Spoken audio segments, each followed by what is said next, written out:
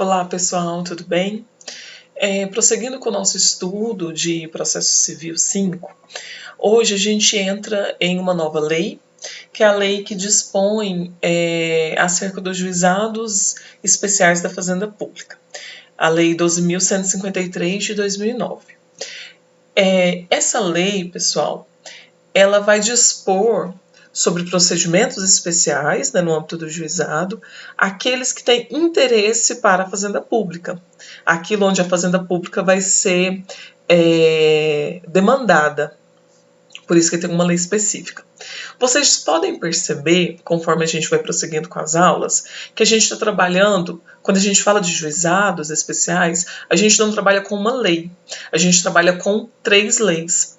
Então, para a doutrina, existe um microsistema jurídico dos juizados especiais. Nós já trabalhamos com a 9.099, que é os juizados no âmbito do Estado, e agora a gente vai para os juizados da Fazenda Pública.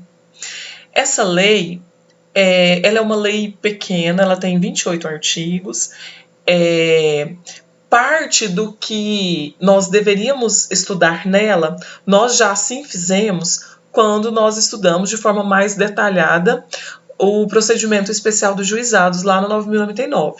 Muita coisa é compatível. Aquela parte inicial da principiologia, dos princípios específicos aplicados aos juizados, como eu anotei para vocês, quase todos se aplicam, com as devidas, adaptações aqui, porque a nossa matéria aqui é diferente, porque se trata de questões da fazenda pública, em face da fazenda pública, Então, essa parte inicial, que a gente iria entrar com os princípios, a gente não vai trabalhar, porque nós já trabalhamos, vocês já têm domínio do conteúdo, dos princípios específicos, e então a gente vai prosseguir aqui, e a nossa metodologia vai ser, vamos trabalhar com aquilo que difere da lei anterior, e aqueles pontos principais que a 12.153 enumera. Ok? Então, prosseguindo, iniciando o nosso conteúdo, o que seria um juizado especial da Fazenda Pública? A gente tem que relembrar aqui os estudos daquela parte de organização administrativa dos estados, que os senhores já estudaram lá em Constitucional, mas a Fazenda Pública, ela é toda aquela composição de direito público, Na verdade, ela é composta, por todos os órgãos e entidades de direito público. Então, Fazenda Pública, seria, a administração direta, composta pela União, os estados, DF e município, e a administração pública indireta, ou descentralizada, como alguns autores assim nomeiam. Então, aquelas matérias em face dessa fazenda pública, a gente vai, aquelas matérias de menor complexidade, a gente vai ter um juizado para resguardar essas demandas. Certo, pessoal? O primeiro ponto aqui que eu quero exemplificar é a questão da competência. Aqui na 12.153 vai ter um único critério, que vai ser o critério de alçada, Como assim alguns autores falam. O critério de alçada nada mais é do que o valor que é atribuído àquela demanda, àquela ação.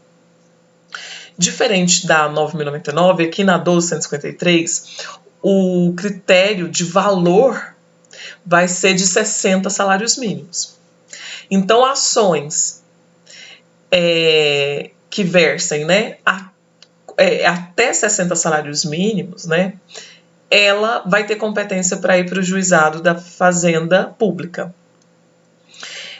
Dentro desse critério, eu já quero fazer um link aqui com a capacidade postulatória. Eu anotei também para vocês.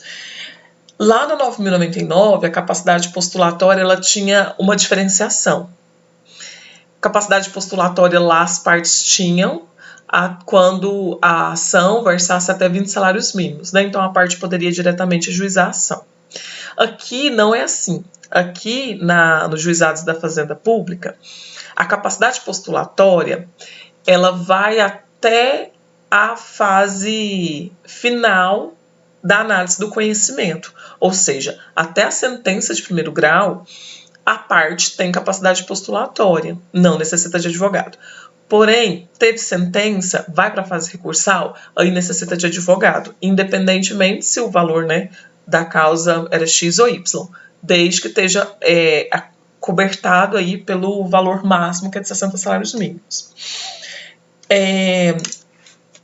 Esse valor, pessoal, da competência, a gente vê logo lá no início da lei. E assim, para a Fazenda Pública, para o legislador entendeu que com menor complexidade seria até 60 salários mínimos em face da Fazenda, certo? Acerca da competência, eu quero chamar a atenção para os senhores que lá no artigo 2º, ele vai trazer cláusulas que estão fora dessa competência, né? Que seriam causas excludentes. Ou, se vocês acharem melhor assim dizer, incompetência dos juizados especiais da Fazenda Pública, né? São 3 incisos que tem lá no parágrafo 1º do artigo 2º. Um que eu quero chamar a atenção é no inciso 1º, ele tem várias... Ele dispõe, né, de várias naturezas, mandado de segurança, demarcação, divisão, e no meio lá do inciso 1º ele vai falar de execução fiscal. Por que eu quero chamar a atenção? Porque isso acontece muito em provas. Como geralmente nas execuções fiscais, principalmente no âmbito dos municípios, os valores são relativamente baixos. Daí, para causar confusão para quem está analisando a questão, ele pode colocar que a competência vai para o juizado especial da Fazenda Pública, porque aquela execução fiscal é baixa, né? Está dentro ali do valor da alçada, que é até 60 salários mínimos. Mas os juizados especiais da Fazenda Pública, ele é incompetente para dirimir questões de execução fiscal, conforme o inciso 1º do artigo 2º.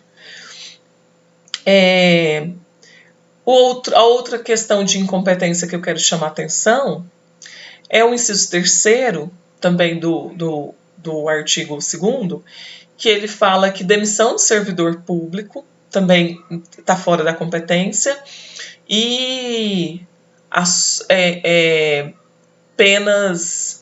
sanções aplicadas a militares também está fora, certo? Porque daí vai para procedimento, vai para a justiça especializada, né? Tranquilo, e vocês façam a leitura para ter essa visão melhor dessa incompetência do juizado especial da Fazenda Pública. Um inciso, só para a gente falar um por um, o inciso 2º, a gente falou do primeiro, né, que eu chamei a atenção da execução fiscal, o inciso 3º, a demissão de servidor e de sanções aplicadas a militares, e o inciso 2º ele vai tratar basicamente de questões relacionadas a imóveis da Fazenda Pública, ok? Lembrando, pessoal, que a gente está falando de fazenda pública, né? Seja da administração direta, seja da administração indireta. Dentro da administração indireta, a gente tem que lembrar que existe fundações que não é de direito público, então ela não entra aqui na fazenda, não entra aqui nesse juizado, tá? Eu até anotei naquele esquema que eu enviei para vocês que a administração indireta aqui, somente aquelas de direito público. Direito privado não vai entrar aqui no juizado especial da Fazenda Pública. Ok? Eu coloquei também no esquema acerca da competência, que difere também da Lei 9.099, porque que é a competência absoluta. Olha só, nós conversamos anteriormente que a competência dos juizados lá da 9.099 era relativa porque ao autor competia escolher, ele tinha faculdade, se ele queria juizar a ação no juizado ou na justiça comum. Aqui não tem essa faculdade, a competência absoluta. Uma vez instalado o juizado especial da Fazenda Pública, e se o valor da alçada é até 60 salários mínimos, tem que ser proposto dentro do juizado. Se for instalado, né? Porque pode acontecer também no âmbito daquele estado, ou do DF, no caso, não ter um juizado especial da Fazenda Pública. Eu anotei também a legitimidade para vocês, que está disposta lá no artigo 5º da lei, bem tranquilo. Quem pode ser autor, quem pode ser réu. Autor é pessoa natural, né, pessoa física, pode em procuração. Pessoa jurídica pode. Como regra, a gente vai dizer que sim. Só que são aquelas pessoas jurídicas definidas pela Lei Complementar 123, né? Que são as micros e as EPPs, né? as empresas de pequeno porte, elas podem ajuizar a ação em face da fazenda pública no âmbito do juizado, considerando sempre o valor, o critério do valor da ação. Os réus, quem serão os réus aqui? Quem são legitimados para ser réus nessa ação? Vai ser as pessoas jurídicas de direito público, né? Mais a administração indireta, que também tem que ter a sua natureza jurídica, também tem que ser de direito público, as fundações, né? E as autarquias. Só esse detalhe. Eu acho que eu coloquei uma exceção, não lembro agora se no esquema eu coloquei.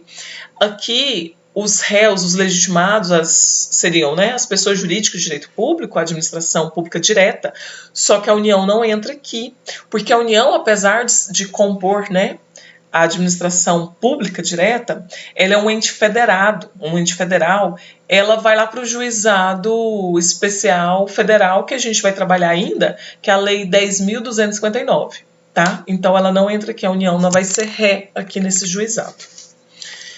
Prosseguindo, eu anotei também acerca do prazo.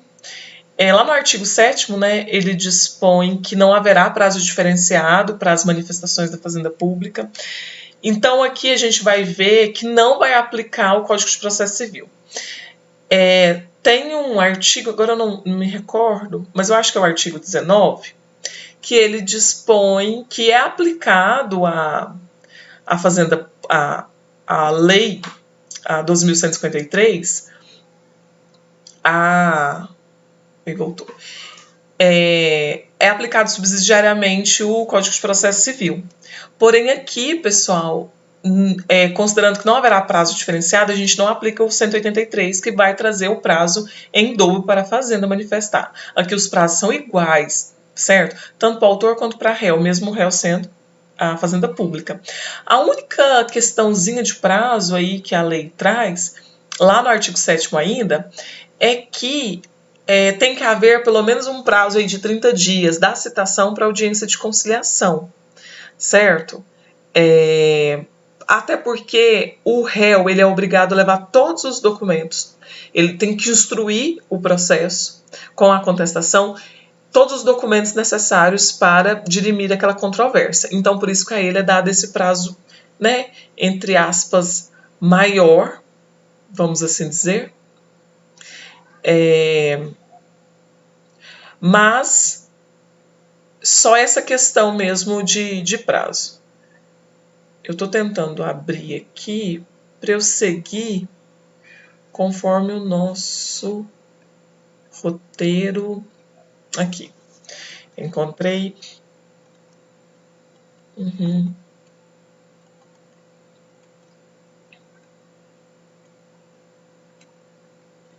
Certo. Eu anotei também acerca de medidas antecipatórias e cautelares, lá no artigo 3º os senhores lerão e verão que, além de ser requerido, o juiz pode, de ofício, se ele ver que pode acontecer de ter alguma percepção, alguma perda de direito, de ofício ele pode determinar alguma medida cautelar, asseguratória, né?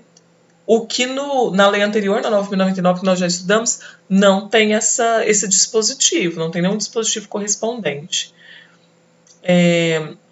Acerca da prova pericial eu anotei também, porque é importante a gente conversar. Apesar de ser bem semelhante ao que dispõe a 9.099, aqui o perito ele vai ser intimado, ele deve entregar o laudo com 5 dias de antecedência da audiência, né? Mas também tem prova pericial, do mesmo jeito que tem na lei que nós já estudamos, mas é uma perícia também simplificada.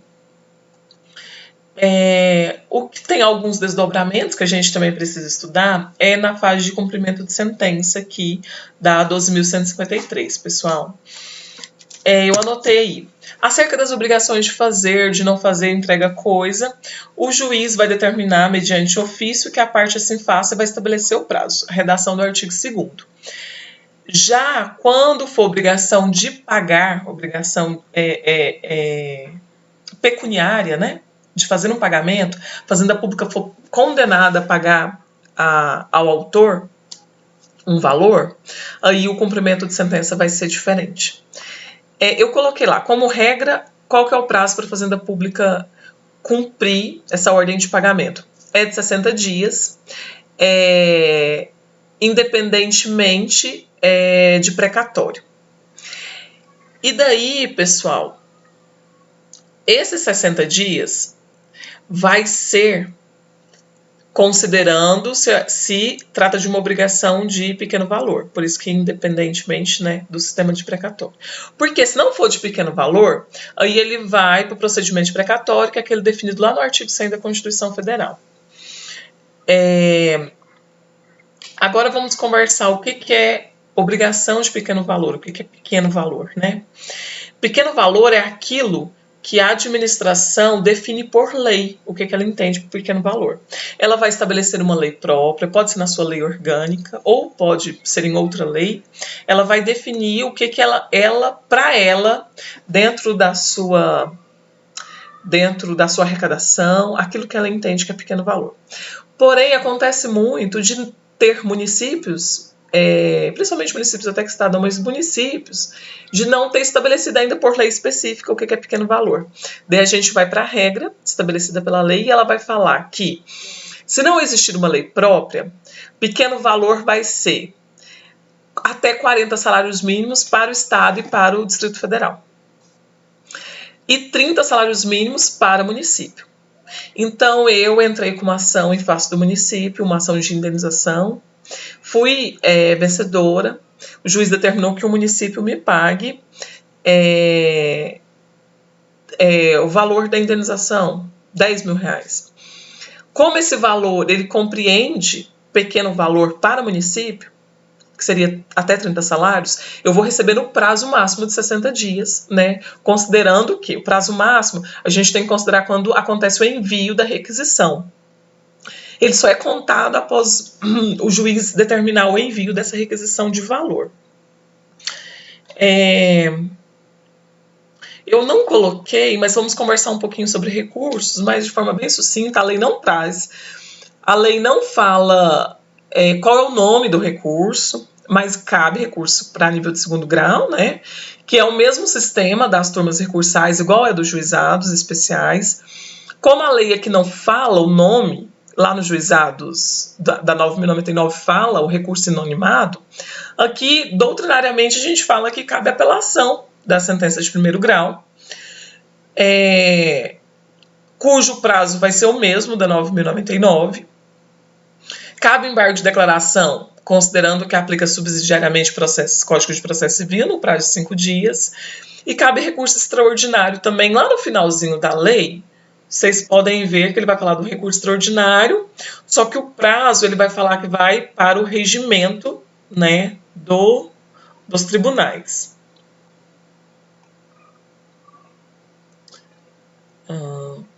Isso mesmo, cabe o recurso extraordinário para efeitos dessa lei, tal, além das observâncias das normas do regimento. Há uma outra questão aqui, lendo os artigos, eu lembrei. A 12.153, ela faz uma diferenciação entre o bacharel em direito, que pode ser o conciliador, e o juiz leigo. Essa diferenciação está no artigo 22. Cadê?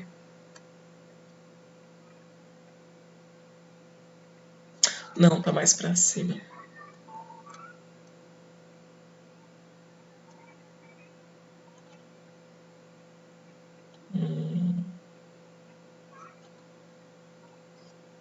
Assim, artigo 15, pessoal, ele tem 2 parágrafos.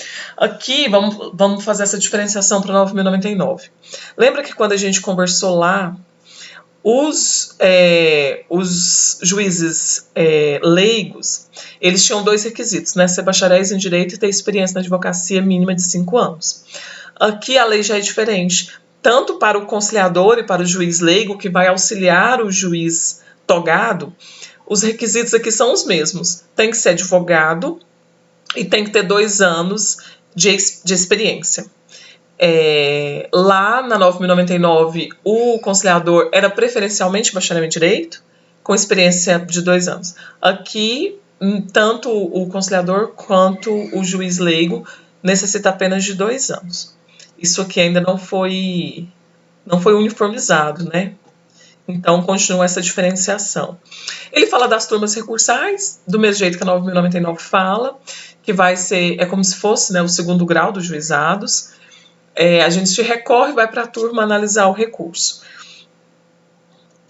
Acerca de recurso, a 12.153, ela não fala de reexame necessário. Vocês já devem ter estudado isso dentro do processo, dentro de recursos, acho que talvez processo civil 4, que lá fala quando se tratar, né, de questões da fazenda pública, haverá o reexame necessário. Obrigatoriamente a decisão, a sentença de primeiro grau tem que subir pro juiz de quem, né, os juízes, na verdade, os desembargadores analisarem, né? Aqui não tem o reexame necessário, tem que ter recurso para subir a decisão para ela ser novamente revisada. Pessoal, basicamente era isso que eu queria conversar com vocês. Vou passar algumas atividades para a gente fazer sobre essa lei, e na próxima aula a gente já entra na nova lei, que a gente vai tratar dos juizados especiais federais, para a gente terminar toda essa parte dos microsistemas dos juizados, ok? Qualquer dúvida, estou à disposição. Vocês falem comigo através do representante da turma. Bons estudos, até mais.